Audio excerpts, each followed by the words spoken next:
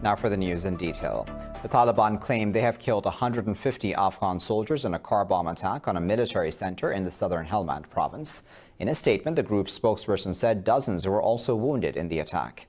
The spokesperson said the military center has been completely destroyed in the ambush. However, Helmand governor's spokesman said only 5 security officials were killed in the attack. The spokesman said 5 other personnel were wounded in the attack in Nehr-e-Siraj district. The hostilities between the fighters and Afghan forces are a direct threat to the Doha peace deal with the U.S.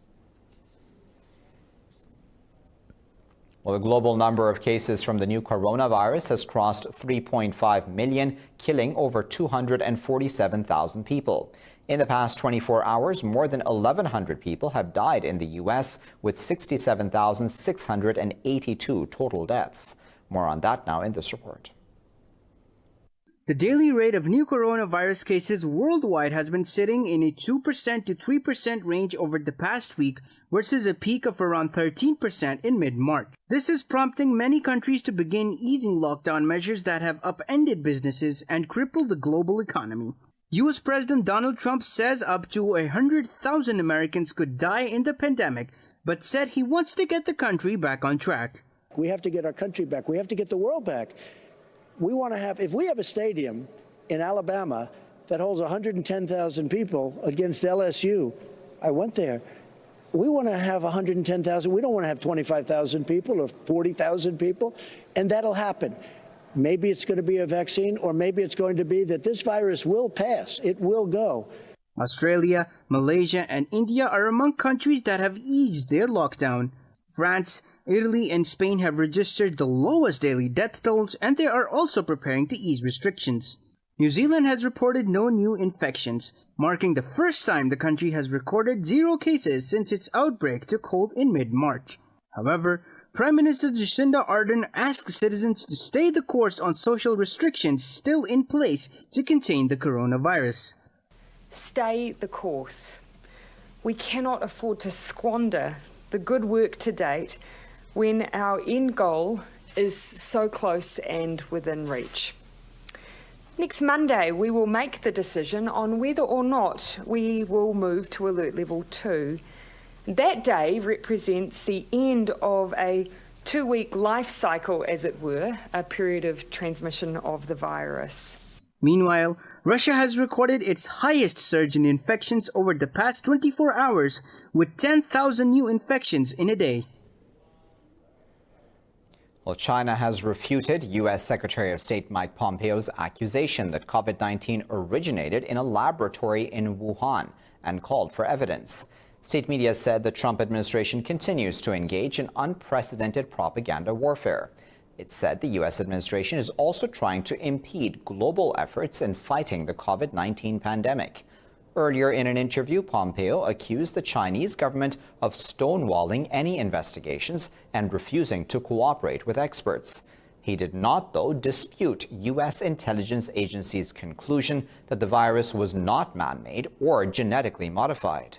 Britain's defense secretary, meanwhile, has said China has questions to answer over the information it shared about the outbreak. In an interview, Ben Wallace said, but a post-mortem over Beijing's role should come later.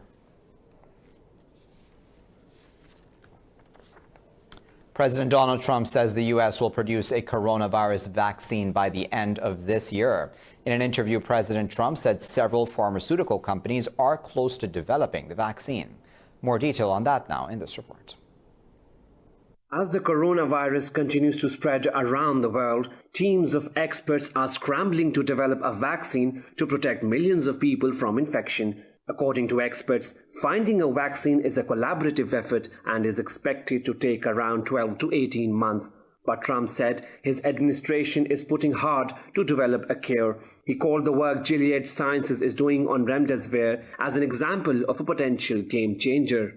We are very confident that we're going to have a vaccine at the end of the year. By the end of the year, have a vaccine. Meanwhile, Australia's new National Science Agency says it is testing 2 potential vaccines on animals to protect humans from the deadly virus. The cells in the lung of the ferret have proteins on their surface which are very, very similar to humans. So it seems that viruses that infect the human lung also seem to infect the ferret lung. UK, a new drug developed by scientists to treat COVID-19 patient is being trialled at University Hospital Southampton. The drug uses a protein called interferon beta, which bodies produce during a viral infection.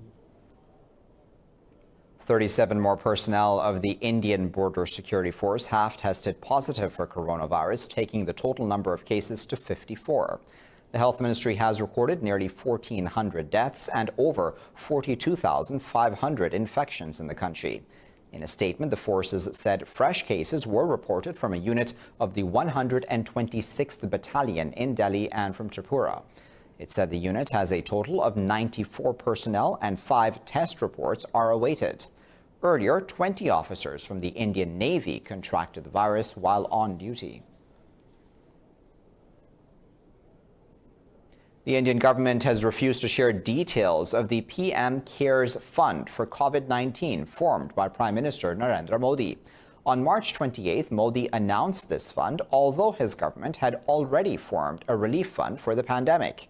In addition, the PMO has also refused to make public details of high-level meetings on COVID-19 and on the decision to implement the lockdown. It also declined to reveal correspondence between the Ministry of Health and the PMO in this regard and files related to COVID-19 testing. The office said the application contains multiple requests on numerous and varied topics, as a result of which the information could not be provided. The government asked the applicant to submit separate requests for all questions he asked in his RTI query. Pakistan has recorded its highest number of new infections in a day. 1,086 people were infected overnight, taking the total number of cases to over 21,000. The Health Ministry said 22 more people have died, and the death toll now stands at 462.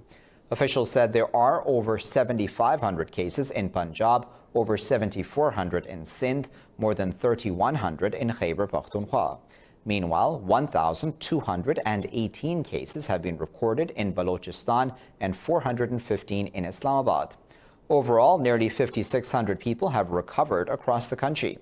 The ministry said more than 21,000 tests have been conducted, with over 9,500 just in the last 24 hours. Pakistan's President Dr. Arif Alvi will represent the country at the virtual summit of the NonAligned Movement today. In a statement, the Foreign Office said the special summit has been convened by Azerbaijan's President Ilham Aliyev. It said the summit will identify measures for enhanced coordination among member countries in their fight against coronavirus. The online session will conclude with a political declaration of the movement uniting against COVID-19. President Alvi has represented Pakistan at the 18th summit of the NonAligned Movement in Baku in October last year.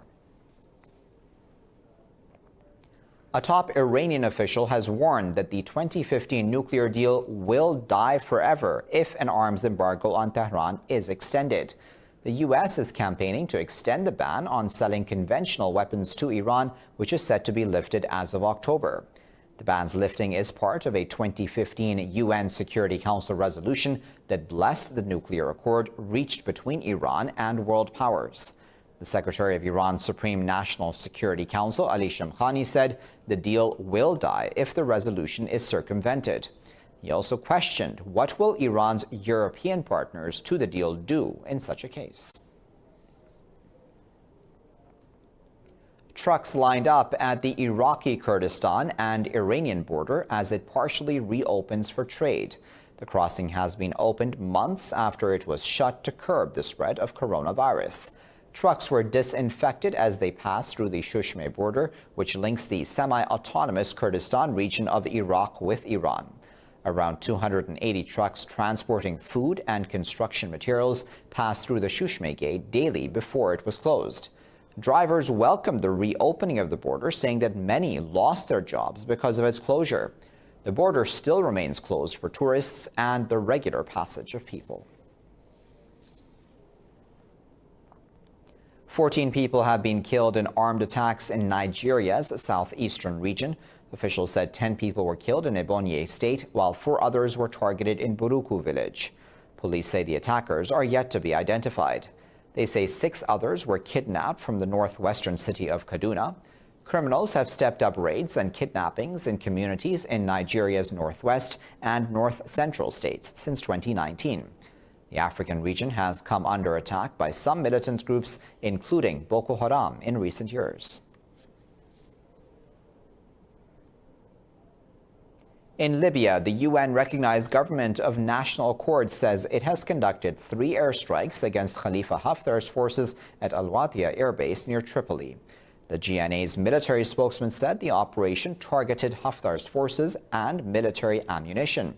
He said government forces carried out operations against Haftar forces in the southern and southwestern regions of the capital.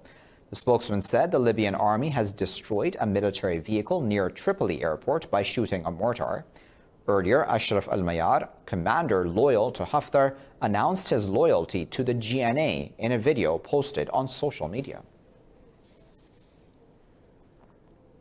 In Egypt, the military says that 126 suspected militants have been killed in operations in the Sinai Peninsula recently.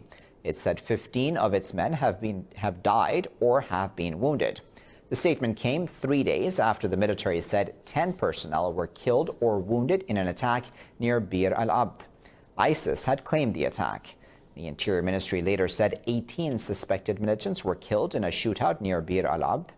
Egypt has experienced a spate of militant attacks since the army's ouster of President Mohamed Morsi in 2013.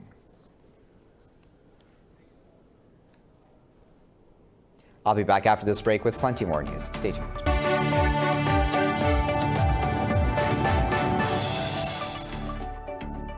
Welcome back. Greece says it will move hundreds of migrants from an island camp to its mainland to ease overcapacity. The EU has asked Athens to move migrants at risk of contracting coronavirus from overcrowded camps on its 5 islands. Police said authorities are getting ready to transfer around 400 migrants seen as vulnerable to the mainland via ship. The group will leave the Moria camp on the eastern Aegean island, which is close to Turkey. Greece has been the main gateway into the EU for people fleeing conflict in the Middle East and beyond. At least 110,000 people are living in migrant facilities, 40,000 of them in overcrowded camps on 5 islands. So far, no cases have been recorded in its island camps. The UK government has drafted a plan to ease lockdown measures and allow workplaces to reopen. Reduced hot desking and alternatives to social distancing where it is not possible are among measures being considered. Prime Minister Boris Johnson plans to reveal his roadmap out of the lockdown on Sunday. The plan urges employers to minimize numbers using equipment, stagger shift times, and maximize work from home. It recommends hygiene procedures, physical screens, and the use of protective equipment where 6 feet distances is impossible.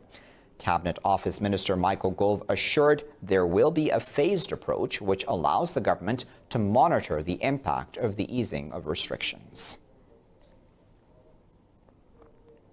Health authorities in several Muslim countries have confirmed more cases and related deaths due to the novel coronavirus. Jordan has become one of the first countries of the region to lift all curbs on economic activity. Saudi Arabia's Ministry of Health announced 8 deaths from coronavirus and 1,500 new cases. A total of 27,000 cases of the virus have been recorded in the kingdom, with 184 deaths. The UAE registered 564 new infections, 99 recoveries, and 7 deaths. Bahrain recorded 72 more cases and 149 recoveries. The Egyptian Health Ministry announced 272 new cases and 14 deaths on Sunday. Oman's tally of cases has reached over 2,568 after recording 85 new cases. Meanwhile, the death toll in Turkey has risen to 3,397 as 61 more people have died. Ankara's health ministry said the total number of cases jumped to 126,045, with 1,600 new infections. The Interior Ministry says countrywide restrictions will be evaluated at a cabinet meeting to be chaired by President Recep Tayyip Erdogan. As a result of the coronavirus pandemic, cinemas across Iran have been closed. But film fans in Tehran are now able to enjoy screenings at a drive-in cinema. More on that now in this report. Iran's health ministry says the trajectory of coronavirus infections has started a gradual downward trend. The country has begun to ease restrictions with plans to reopen mosques and schools in areas that have been consistently free of the virus. After months cooped up inside, Iranians can now watch movies at a drive-through cinema in the capital's Milad Tower complex. Due to coronavirus spread, the cinema industry has suffered a lot, and it should be a little bit more developed by holding such a ceremony. And with these programs, the cinema will survive. Social distancing rules still apply with only 2 people allowed per car, and all cars are disinfected on entry. Some attend for the drive-in experience, while others take the opportunity to see friends following weeks of lockdown across the country. It feels good after 2 months of quarantine and staying at home because we were depressed. This program became an excuse to hang out with our friends and to prove that we can have a normal life and be present in society while maintaining our health.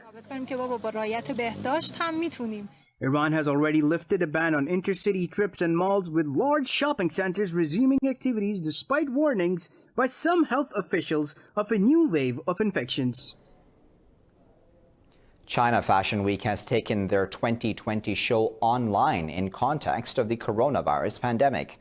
A dozen brands are set to live stream full runway shows on China's largest luxury e-commerce site, with 170 brands participating in the week overall. More in this report.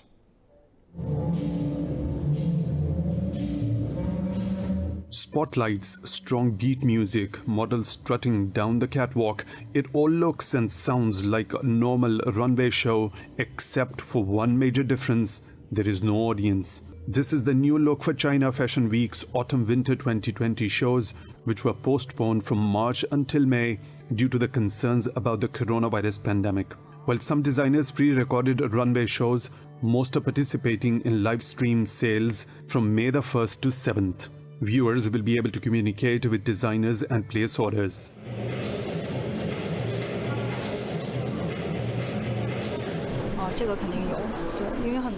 I am quite excited. We finally presented our new collection as we wished, though I feel a little bit of pity because there is no audience. People can't come to the show and see the details of the clothes. The design concept can't be explained face to face, but we have the live stream so the audience can watch it on TV.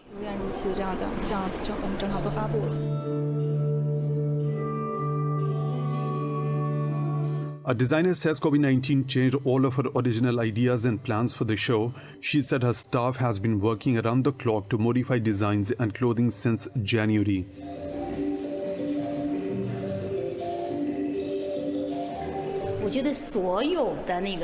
I think all designers who participated in the show should be grateful to the Designers Association because they created a new format for the runway show, allowing every Chinese designer taking their products to the world.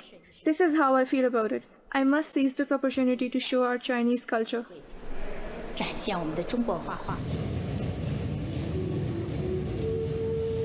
Shanghai Fashion Week and Guangdong Fashion Week also moved their shows online since the pandemic began. Guangdong show hit a peak of nearly 1 million viewers, with average sales of each show reaching nearly $200,000.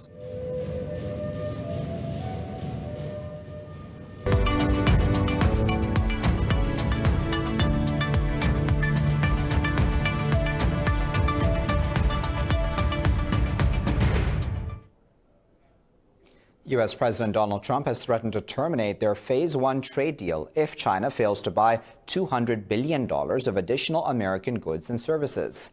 Trump stirred up the trade war threat during a virtual town hall from the Lincoln Memorial in Washington.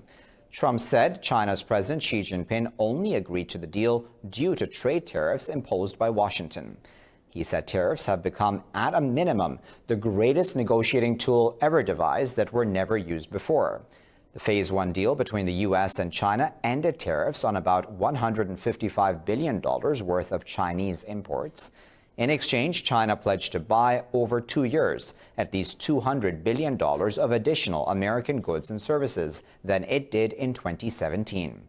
Due to COVID-19, China's ability to make purchases has been significantly damaged, which led to the country's first economic contraction since 1987. European stock markets are trading lower as fears grow over rising tensions between the United States and China. Market sentiments dampened after U.S. President Donald Trump threatened to impose tariffs on China. CAC 40 in Paris is trading nearly 4% lower, while Frankfurt's DAX has lost over 3% after industrial conglomerate ThyssenKrupp plunged over 14%. London's FTSE 100 is trading fractionally lower. In Asia, India's Nifty 50 led the losses, closing nearly 6% lower. Hong Kong's Hang Seng lost over 4% after shares of the Chinese tech giant Tencent fell over 4%. Seoul's Kospi traded nearly 3% lower. Meanwhile, international benchmark Brent crude oil price has plunged more than 7% over trade war fears between the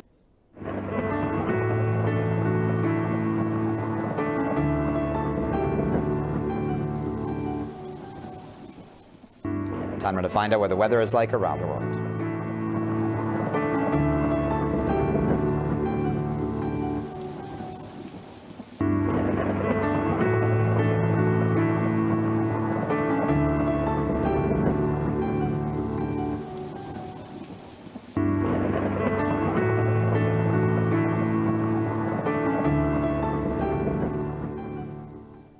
And of course, for the latest updates on these and other stories, you can always follow us on our social media at Indus.news. Thanks for watching.